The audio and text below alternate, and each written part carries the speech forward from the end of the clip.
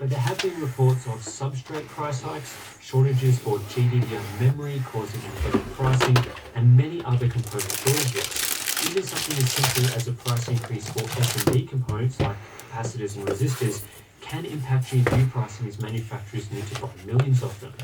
There is also the current high demand situation, which is causing graphics cards to fly off the shelves, as at MSRP they are insanely attractive for both gamers stuck at home during the pandemic and miners looking to cash in on recently increased crypto prices. While we're sure a lot of OEMs would love to increase pricing just to capitalize on sky-high demand, from what we've heard in discussions with a few players in the market, the tariff and component shortage situations are much more significant factors.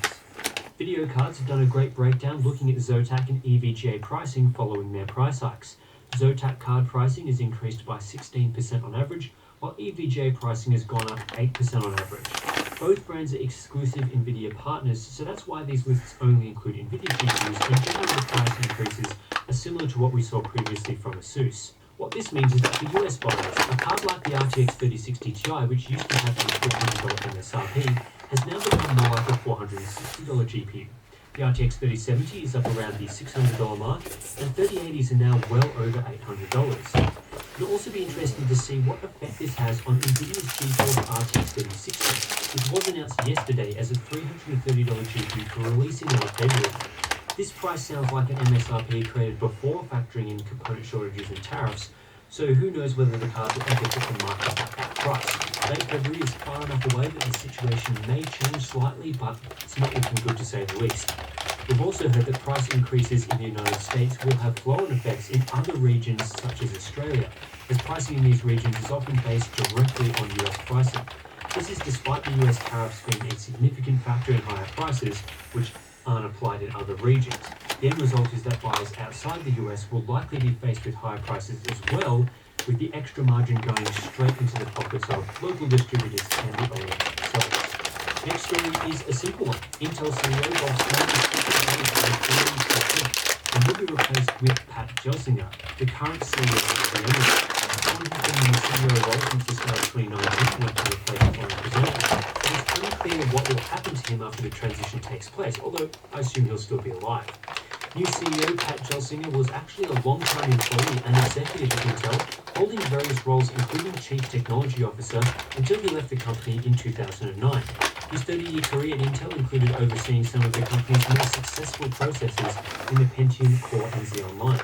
Various people at Intel, as well as Gelsinger, all released fluffy statements about the move and thanked Bob Swan for their contributions to their company. Intel stock rose significantly in response to the news, with Intel's next financial call scheduled for February 21st before this CEO change takes place. While not really news today, I did also want to talk briefly about Z590 motherboards, because this week we did actually receive a few early Z590 motherboards from MSI, which we can show up to you right now. In the last couple of days, I have received a few more concrete details on the improvements made with Z590 and also how these MSI boards differ from previous models. So you can see here we have the Z590 Ace and Z590 Tomahawk boards. The Ace is one of MSI's higher-end products with a 16-phase VRM, doubled 8 phases, and an 8-layer PCB design. There's a really beefy VRM cooling solution here as well, which should help provide optimal performance. The Tomahawk is, as expected, MSI's more mainstream board with what MSI calls a 7-phase parallel circuit 14 design, or 7 phases with double components, and there is a 6-layer PCB. As we talked about in our Intel News video a few days ago, one of the main benefits we are seeing here from Z590 is just general improvement to motherboard quality. For example, the Z490 Tomahawk was a 6-phase design with double components. Now we're getting a 7-phase design with double components.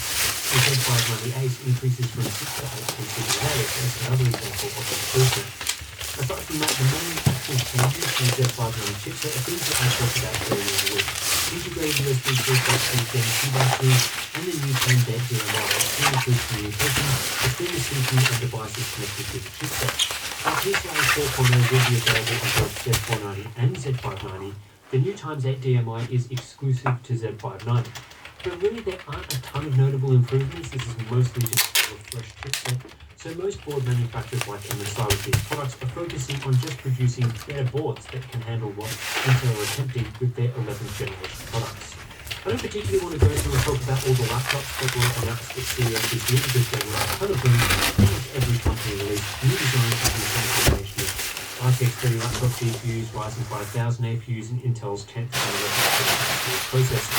So there was one laptop that I really like about,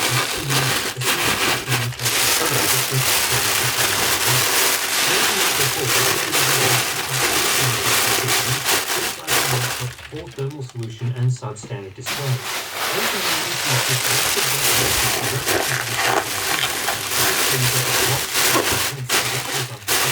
Which restricted airflow, causing high cooling temperatures, loud fan noise, and the potential for throttling.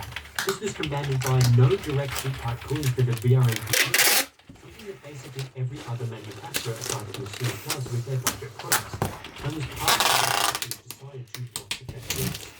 ASUS were quite angry at our video, but eventually we did show that in cutting holes in the laptop's plastic base directly over the fans, we were able to improve thermal performance overall. Not in all areas due to lack of VRM cooling, but generally the laptop was better off having the fan holes added in. For the 2021 ASUS TUF A15, ASUS appear to have listened to our criticism of their design and taken that feedback on board. The new model seems to correct both of the main cooling system problems. There are now completely tape vents directly above the CPU. The next image that Jarrett provided, ASUS also added direct cooling for the VRM area. Aside from the cooling improvements, the internal components are now much better as well. ASUS are using the new Ryzen 7 5800X processor, giving a healthy boost in gaming performance. There are also higher-tier GPUs inside with the NVIDIA GeForce RTX 3060 and RTX 3070 included. It will also be updated on some models, with ASUS making clear that higher-end configurations will use a 100% HDD 240Hz IPS panel, much more impressive than the 144Hz models we got with the 2020 A15. I've no idea whether ASUS will provide us with a new TUF A15 to review. I kind of doubt given the reception to the previous video. However, this is definitely a laptop we'll be looking to buy and test to see how all the improvements have come together for 2021. According to Wallstein, a gaming desktop product planning manager at Lenovo China, AMD's recently announced Ryzen 7 5800 processor can easily be transformed into a 5800X through Precision Boost Overdrive. The Ryzen 7 5800 is a 65-watt version of the 5800, a processor that has 705-watt TDP. The 5800 MHz or base and 180 boost clock. However, there is no actual clock. Just as high as the 5800.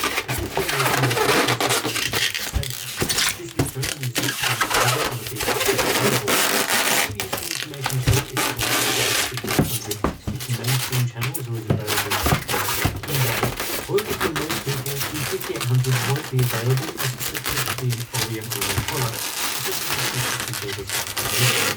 We just went out with a discussion of new gaming models that was going to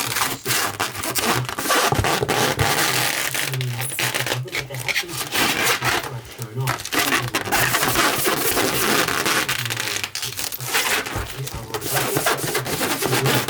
The 2029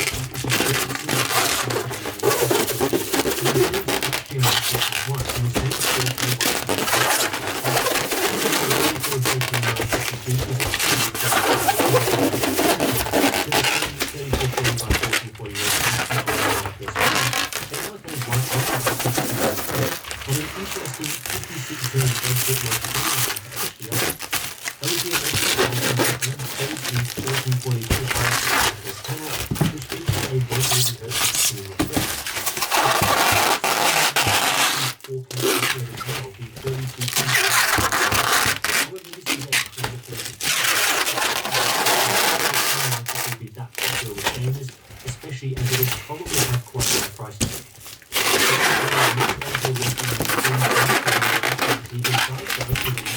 Production in 2021, it will bring the same great gaming capabilities we've seen from LG's OLED TVs down into a more suitable, say, desktop monitor factor. 32-inch 4K 144Hz gaming monitors are also finally set to become available in the next few quarters. We saw two examples launched at CES 2021. This is ROG's with PG32UQ and the ViewSonic Elite XG321UG. PG32UQ is similar to the company's already announced PG32UQX,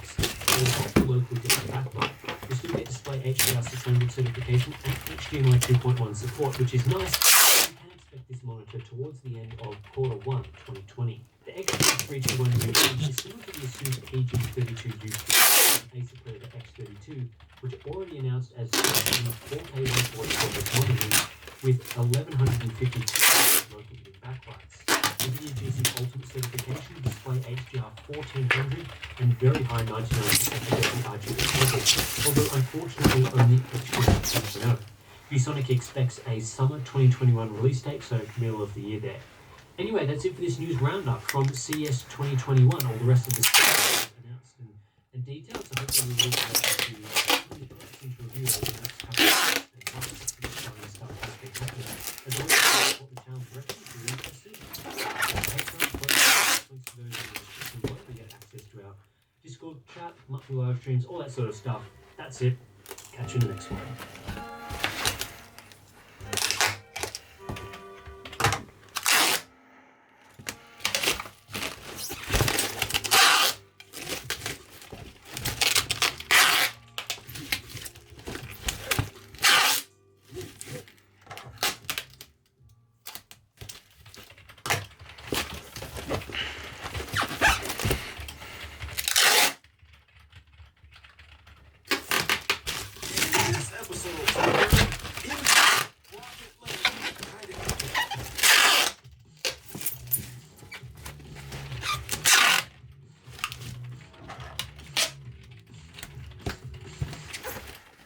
To a special edition of Full Nerd Virtual CES with us today, Mark Hawkins.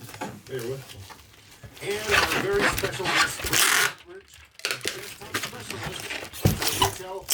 We are going to try to provide as much information as we can about upcoming 11th Gen part we talked about on Monday. We got Grant here, so maybe you can sneak us a little extra info that you weren't answered. Honestly, 11th gen, 14 nanometer, but a huge increase in IPC. Yes, I think we're pretty excited about the product, right? I think as I talked to you guys earlier on at CES, two primary focuses we have is the max amount of real-world performance, and we're really doing that with the rest of the product line. IPC, as you mentioned, 19% on the internal testing. We'll be excited to see your guys' results on that as well. And then also continue to kind of be the leadership on the frequency provider front. So we're really excited about getting this product out and getting to the same. So it's actually, am I correct to say these are basically the basic cores that were used in the 11th gen Tiger Lake mobile parts? Actually, so yeah, slight correction though. These were the actual cores used in the Ice Lake product line. And then these were, again, sort of after the 14 nanometer node. So we got the goodness of the IPC and the frequency that we're delivering, on the 14 nanometer node. Hey, Brad, so one of our questions that we had on Monday actually was from a reader who wanted to know exactly what backported meant. And so did I, but it's probably easier to hear it right from the horse's mouth. Yeah, so I think the simplistic way I would explain it is again, let's go with the CPU core. The CPU core of the Ice Lake product line was designed to work on the 10 nanometer fab. That's obviously what the notebook team probably spoke to you guys about earlier in the year, I guess last year now. We want to take the benefits of that new microarchitecture, port them back over to the 14 node where we're driving the leadership frequencies on desktop. So it kind of makes and match and get the best of both worlds. So we ported back the XP architecture on the graphics side that again, you guys saw first on the notebook side, so that's on the 14 nanometer node, giving you that increase on the graphics. And then the Ice Lake core, so again, that microarchitecture goodness or efficiency, if you will, ported back to 14 that we marry up the frequency that we're getting out of the 14 nanometer node. So does that make sense? I think so. And so you trim the core count as a result. And is that because of a cost issue? Like you just had a certain amount of die space that you wanted to put in and anything going beyond that would push costs on it? Yeah, so it's not necessarily a cost issue. It's really more a geometry issue. So again, when we look at the